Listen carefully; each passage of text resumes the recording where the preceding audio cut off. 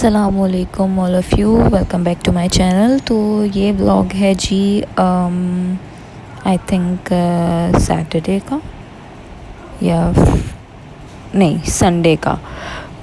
तो ये मैं गई थी फाइनली वैक्सीनेशन कराने अपनी कोविड वैक्सीन। तो ये हम गए थे HBL ड्राइव थ्रू, जो कि नेशनल स्टेडियम पे लगा हुआ है कैंप इन लोगों का। बहुत ही अच्छा सिस्टम था, बहुत ही कोई शाहाना तरीके से जो है वैक्सीन होती है। आप गाड़ी में बैठे रहते हैं, ये हम बाहर वेट कर रहे थे फ़िलहाल। अच्छा, इतने दिन से हम गुज़र रहे थे इस यहाँ से, तो कोई रश नहीं था, ना गाड़ियाँ नज़र आ रही थी ना कुछ। और आज जब हम गए जिस दिन, इतनी लंबी लाइन थी कि हमारे पीछे भी काफ़ी लंबी लाइन थी गाड़ियों की। तो वो ऐसा लग रहा था सब जो थे वो जो रह गए थे वो लगवाने आ गए। तो ये स्लो करके गाड़ियाँ अंदर जा रही थी, क्योंकि ये जब हम एंटर होते हैं तो इसके बाद जो है वो यहाँ पे आपका थोड़ा सा और आगे हम जब जाएंगे तो वहाँ पे हमारी सारी डिटेल्स दी जाती हैं। सब फॉर्म जो होता है वो फिल किया जाता है कि एज, नेम, NIC, और जो फॉर्म पे सारी डिटेल्स होती हैं, जो कि आगे मैंने थोड़ी सी शो करी हैं कि क्या क्या क्वेश्चंस थे उसमें फॉर्म में। और जिन्होंने लगवाई है उनको पता ही होगा ऑब्वियसली, सभी ने लगवा ली अब तो खैर।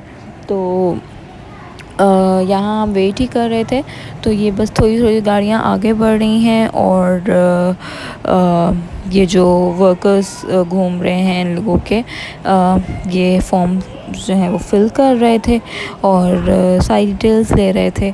तो अभी आप आगे देखते जाएं। खैर ओवरऑल एक्सपीरियंस बहुत अच्छा रहा। मैंने साइनोवैक लगवाई, जिसका सच कोई भी साइड इफ़ेक्ट मतलब हुआ नहीं कि बुखार आया है या कुछ हुआ है, कुछ भी नहीं। हाँ, हाथ में थोड़ा सा दर्द था, एक दिन रहा वो, फिर नेक्स्ट डे जो है वो ठीक हो गया था। पर उस दिन ज़ाहिर है उसी दिन लगी थी तो थोड़ा सा फ़ील होता है। वैसे भी नॉर्मल वैक्सीन अगर बच्चों की जैसे भी होती है तो बच्चों को भी दर्द होती है, तो ये तो फिर थोड़ी हैवी डोज होती हैं।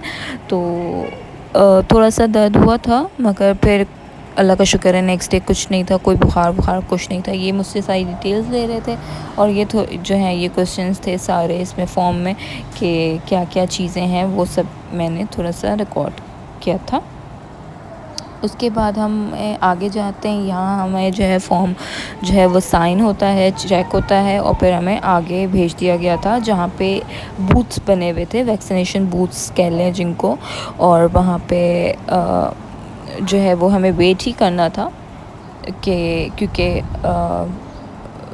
जैसे जैसे बूथ खाली हो रहे थे वो उस जगह पे गाड़ियों को भेज रहे थे। तो ये अभी हम पीछे लाइन में हैं, अभी हम आगे जाएंगे तो देखिएगा आपके वो थोड़े से ना बूथ बने हुए हैं।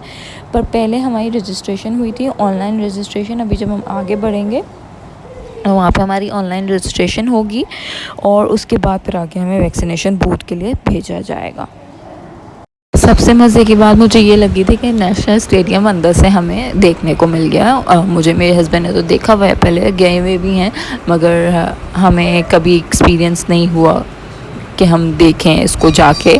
तो वो हमें मौका मिला कि हमने बेशक अंदर ग्राउंड नहीं देखा, मगर बाहर का जो एरिया है वो भी नहीं पता था कैसे है अंदर से, तो वो भी देखने को मिल गया। तो ये अभी हम वेट कर रहे हैं, अब हम आगे जाएंगे तो ये सब ये जो लोग गाड़ियाँ खड़ी हुई ये रजिस्ट्रेशन की हैं।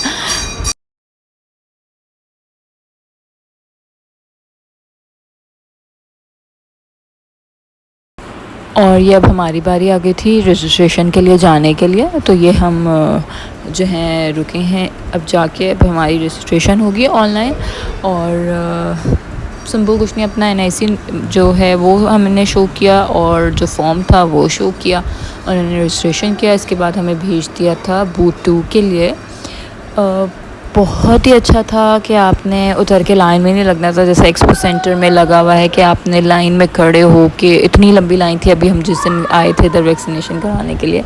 ये आपने गाड़ी में बैठे बैठे आराम से जो है वो अपना सारा काम होता जाता है, आप आगे आगे बढ़ते जाते हैं। और यहाँ बस वैक्सीन के लिए आपने उतरना पड़ता है बूथ 2 के लिए, जो कि हमारी लग गई थी। और अब जो नेक्स्ट डोज़ है वो 25 से 30 डेज़ बाद इंशाल्लाह लग जाएगी।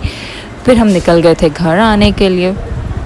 विदिन एन आवर हमारा ये काम हो गया था अल्हम्दुलिल्लाह। और फर्स्ट डोज़ हमारी लग गई थी, हमारी नहीं मेरी लग गई थी वैक्सीन की। तो अब जो है वो नेक्स्ट डोज के लिए फिर जब जाएंगे तो देखा जाएगा। ये हो गई है जी नेक्स्ट मॉर्निंग मंडे। ईसा का स्कूल था तो उसके लिए उठी थी।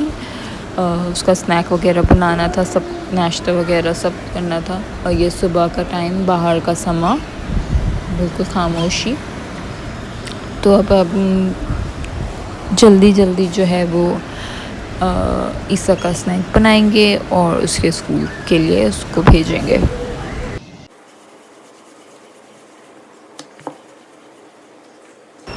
तो उसने कहा था कि मम्मा कबाब पराठा दे दीजिएगा, तो यहाँ मैं पराठे बना रही हूँ और साथ कबाब भी तलने रख दिए मैंने।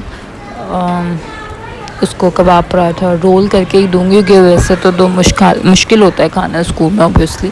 तो मैंने पराठा के अंदर कबाब जो है वो तोड़ के रख दिया था और उसको रोल कर दिया था।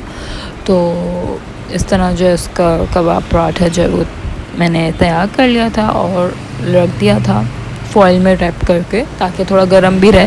वैसे ही रख दो तो वो ज़ाहिर है पराठा जो है वो खुल भी जाएगा, क्योंकि बॉक्स जो है वो स्नैक बॉक्स बैग में होता है तो वो हिलता भी है।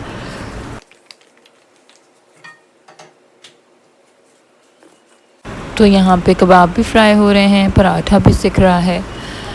तो जल्दी जल्दी ये काम करके फिर हम ईसा को स्कूल भेजेंगे।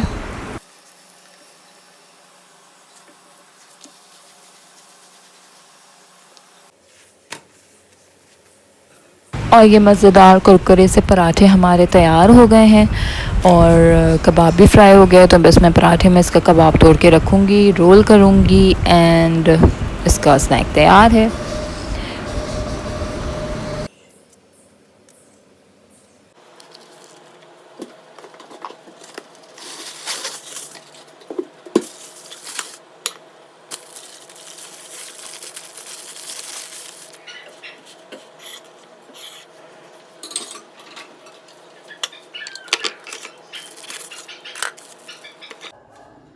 तो ये ईसा का स्नैक रेडी है और फिर हम देखते हैं कि आगे क्या रूटीन रहता है, क्योंकि बच्चियां स्कूल नहीं गई हैं, घर पे ही हैं। और ये इसने कहा था कि मम्मा साथ में मुझे नींबू पानी दे दीजिएगा, जो लेमन पेपर टैंक का होता है, तो वो मैं बना रही हूँ उसके लिए, क्योंकि गर्मी बहुत हो रही है आजकल।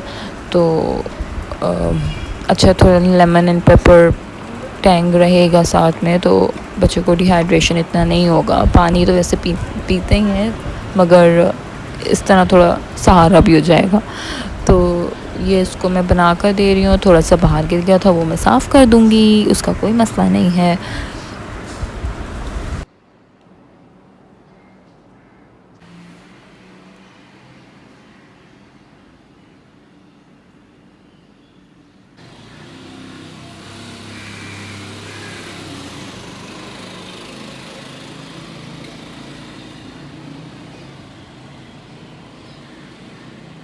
तो ईसा चला जाता है 7 बजे। उसके बाद मैं लेट गई थी दोबारा थोड़ी देर के लिए और फिर उठी थी 8:45-9 पे। फिर हमने नाश्ता किया मैंने और बच्चियों ने, और उसके बाद जो है वही घर के रोज़ के काम। ये बच्चियों का नाश्ता रेडी था और हमारी चाय, जिसके बगैर नाश्ता अधूरा है। जी अब टाइम हो गया है दोपहर का और मैं आ गई हूँ किचन में खाने की तैयारी करने के लिए। आज बच्चों ने कहा था कि हमें बर्गर्स बना दीजिएगा दोपहर के खाने में, तो चिकन थी नहीं मेरे पास जो मैं चिकन पैटीज़ बना के और फिर प्रॉपर इन लोगों को बर्गर बना के देती। वो मैं फिर अगले किसी दिनों में इन लोगों को बना के दे दूँगी। मैं बर्गर्स बनाऊँगी इस वक्त पॉपकॉर्न चिकन के मेन्यू के, वो मेरे पास रखा हुआ था पैकेट ये वाला। तो इसके मैं बर्गर्स बना दूँगी इन लोगों को जल्दी से। और ईसा के भी आने का टाइम हो रहा है तो अच्छा है, गरम गरम बर्गर्स खा लेगा वो। और बस अब चलते हैं, तैयारी शुरू करते हैं दोपहर के खाने की, जिसमें है बर्गर्स। तो यहाँ पे अब मैं फ्राई करूँगी पॉपकॉर्न चिकन। उसके लिए फ्राई पैन में मैं ऑयल गरम करने रख रही हूँ, साथ ही साथ मैं तवा भी रख दूँगी ताकि बंस को थोड़ा सा फ्राई कर लूँ। फ्राई तो नहीं, हल्का सा कलर आ जाए तो वो गरम भी हो जाते हैं और अच्छा भी लगता है।